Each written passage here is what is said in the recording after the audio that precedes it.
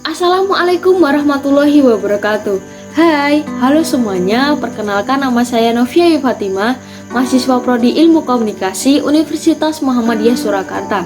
Pertama-tama, marilah kita panjatkan puja dan puji syukur kehadirat Allah Subhanahu wa Ta'ala yang telah memberikan nikmat dan juga hidayahnya kepada kita semua, sehingga pada kesempatan kali ini kita bisa berkumpul dalam keadaan sehat walafiat. Salawat serta salam tidak lupa tercurahkan kepada junjungan kita besar Nabi Muhammad SAW yang kita tunggu-tunggu syafaatnya di yaumul akhir nanti. Pada kesempatan kali ini, saya ingin mempresentasikan mengenai public speaking. Tahukah Anda apa itu public speaking? Public speaking adalah sebuah seni atau proses atau tindakan yang dilakukan di depan banyak orang. Public speaking sendiri mempunyai beberapa tujuan. Tujuan yang pertama adalah untuk memberikan informasi kepada orang lain. Tujuan yang kedua adalah untuk mempersuasi atau mempengaruhi orang lain. Yang ketiga adalah untuk entertainer. Yang keempat adalah untuk memperingati sebuah perayaan. Di dalam public speaking akan mempelajari beberapa materi.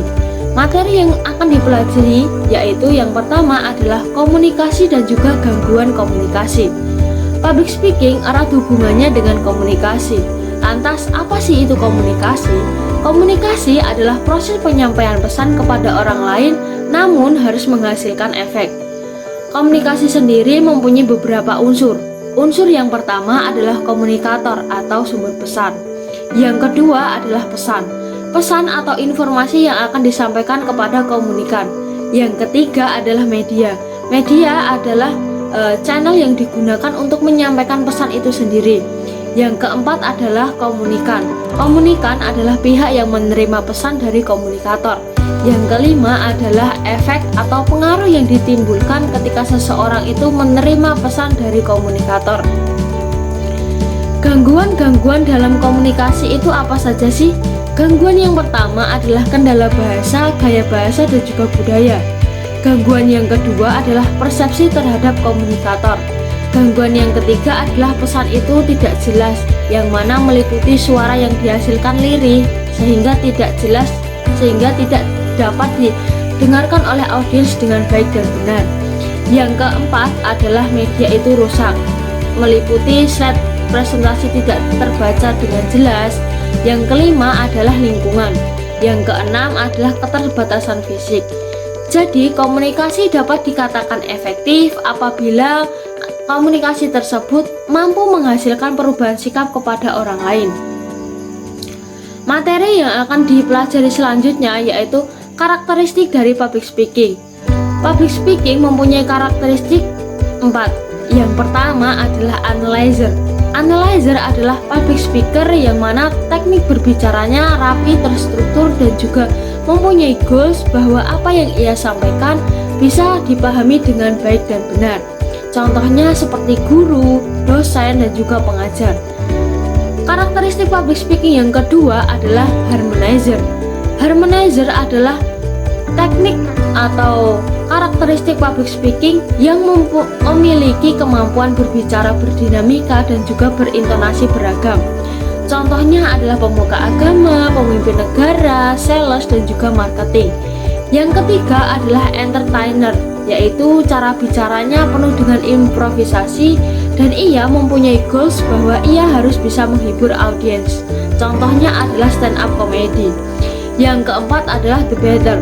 Debater adalah cara bicara yang mampu mendebat lawan bicara yang terlihat cukup mengintimidasi dan juga ia tidak segan untuk memperlihatkan kemampuannya. Contohnya seperti Najwa Shihab atau Deddy Corbuzier. Materi yang ketiga adalah identifikasi audiens. Komunikasi efektif adalah komunikasi yang mana bisa melihat sejauh mana si audiens bisa memahami apa yang kita sampaikan. Identifikasi audiens terbagi menjadi 5 aspek. Yang pertama adalah aspek demografis yang meliputi pendidikan, kependudukan, usia, dan juga jenis kelamin. Aspek yang kedua adalah aspek geografis yang meliputi wilayah asal atau domisili. Aspek yang ketiga adalah aspek psikografis yang mana meliputi gaya hidup, kepribadian, dan yang terakhir adalah aspek behavior yaitu perilaku yang ditimbulkan oleh audiens. Materi yang selanjutnya yang dipelajari dalam public speaking adalah metode public speaking. Metode public speaking terbagi menjadi 4. Yang pertama adalah manuskrip. Manuskrip adalah metode public speaking yang mana seseorang public speaking tersebut telah menyiapkan naskah terlebih dahulu dan membacanya ketika ia tampil.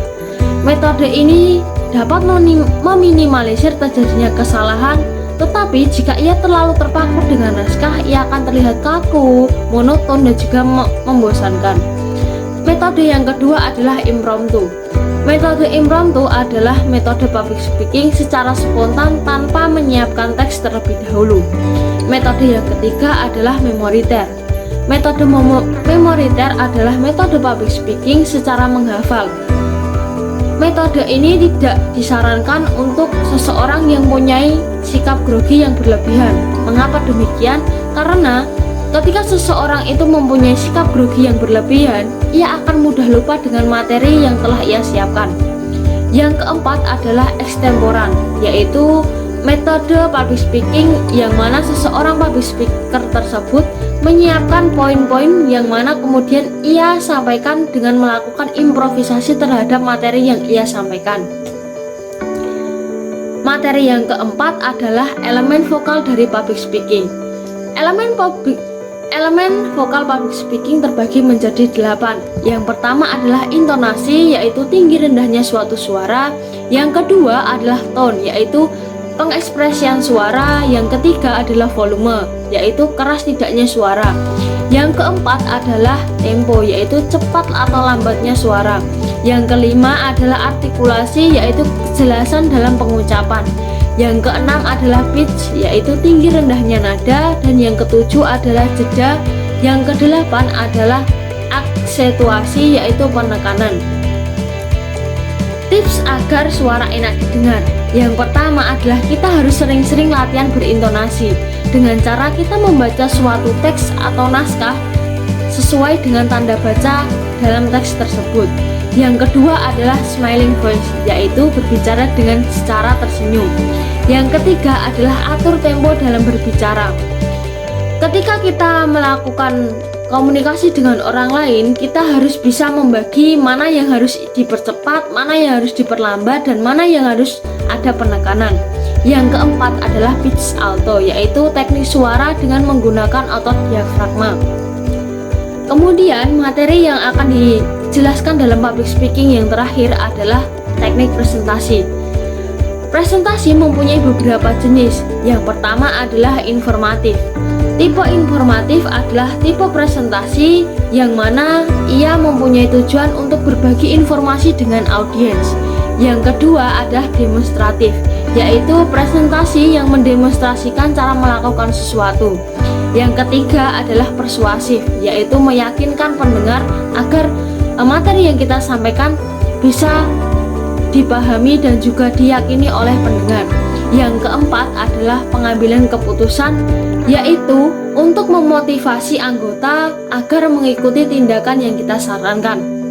Ketika kita melakukan presentasi, kita dianjurkan untuk mengikuti teknik presentasi yang dikemukakan oleh Guy Kawasaki, yaitu 10, 20, dan juga 30. Yang mana 10 adalah jumlah slide yang kita akan presentasikan, 20 adalah lama durasi presentasi, dan 30 adalah ukuran font yang digunakan dalam slide tersebut. Lalu apa sih pentingnya mempelajari public speaking terutama untuk mahasiswa? Yang pertama adalah public speaking dapat meningkatkan kepercayaan diri. Ketika kita mempunyai public speaking yang bagus, maka tingkat kepercayaan diri yang akan kita punyai juga bagus. Jika kita memiliki rasa percaya diri yang bagus, maka ketika kita melakukan sesuatu akan terasa mudah dan hasil yang kita dapatkan juga akan maksimal. Yang kedua adalah public speaking dapat melatih diri untuk berekspresi di hadapan publik.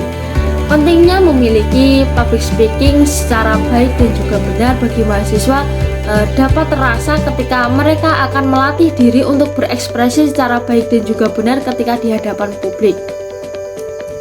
Yang ketiga adalah public speaking dapat memperkuat keterampilan untuk berpikir kritis.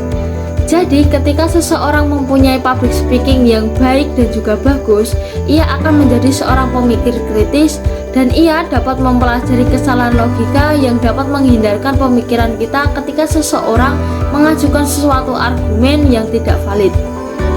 Yang keempat adalah public speaking dapat memperdayakan diri menjadi seorang pemimpin. Mempunyai public speaking yang baik dan juga benar dapat meningkatkan kemampuan kita sebagai kandidat untuk menjadi seorang pemimpin. Jadi ketika kita mempunyai public speaking yang baik, maka rasa percaya diri pun juga akan bagus. Sehingga ketika kita berkomunikasi atau melakukan sebuah public speaking, kita akan lebih mudah dipercayai oleh orang lain. Lantas profesi-profesi apa saja sih yang menggunakan public speaking? Yang pertama adalah penyiar, presenter, atau reporter. Kita dapat menjumpainya di acara televisi seperti berita atau di radio. Yang kedua adalah pengajar, guru, dosen.